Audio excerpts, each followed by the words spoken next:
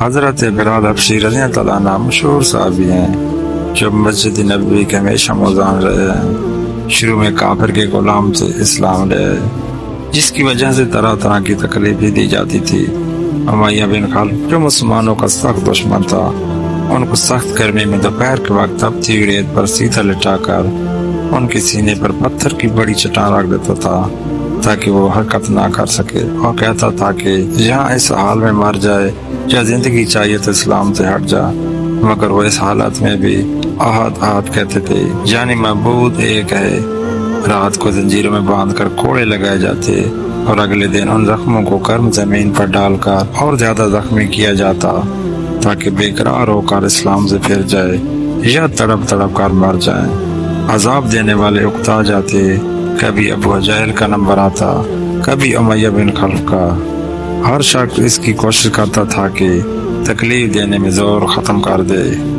حضرت ابوبکر صدیق رضی اللہ عنہ نے اس حالت میں دیکھا تو ان کو خرید کر آزاد فرمایا، چونکہ عرب کی بت پرست اپنے بتوں کو بھی معبود کہتے تھے۔ ان کے مقابلے میں اسلام کی تعلیم توحید کی تھی، جس کی وجہ سے حضرت بلال رضی اللہ عنہ کی زبان پر ایک ہی کا ورد تھا، یہ تعلق اور عشق کی بات ہے۔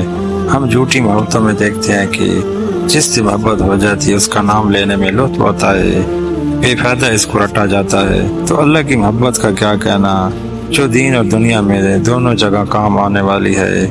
یہی وجہ ہے کہ حضرت بلال رضی اللہ عنہ کو ہر طرح سے ستایا جاتا تھا، سخت سے سخت تکلیفیں پہنچائی جاتی تھی۔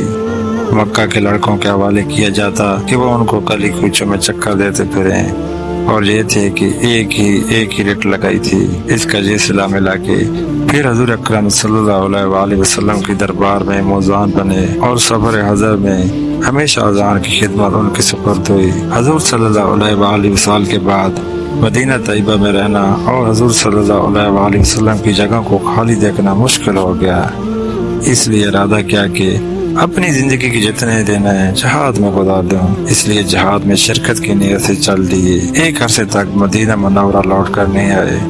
ایک مرتبہ حضور صلی اللہ علیہ وآلہ وسلم کے خواب میں زیارت کی۔ آپ صلی اللہ علیہ وآلہ وسلم نے فرمایا کہ بلال یہ کیا ظلم ہے، ہمارے پاس کبھی نہیں آتے۔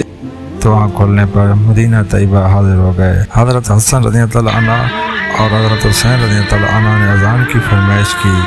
لوٹنے کی فرمائش ایسی نہیں تھی کہ انکار کی گنجائش ہوتی۔ مدینہ میں حضور صلی اللہ علیہ وآلہ وسلم کے زبانیں کی اذان کانوں میں پڑھ کر قہر مچ گیا۔ عورتیں تک روتی ہوئی گھر سے نکل پڑیں اور بڑی مشکل سے واپس آئیں، اور 60 ہجری کے قریب دمشق میں آپ کا وصال ہوا۔ اللہ تعالی ہم سب کو قلب سلیم عطا فرمائے اور قرآن حدیث پر چلنے کی توفیق عطا فرمائے، آمین ثم آمین۔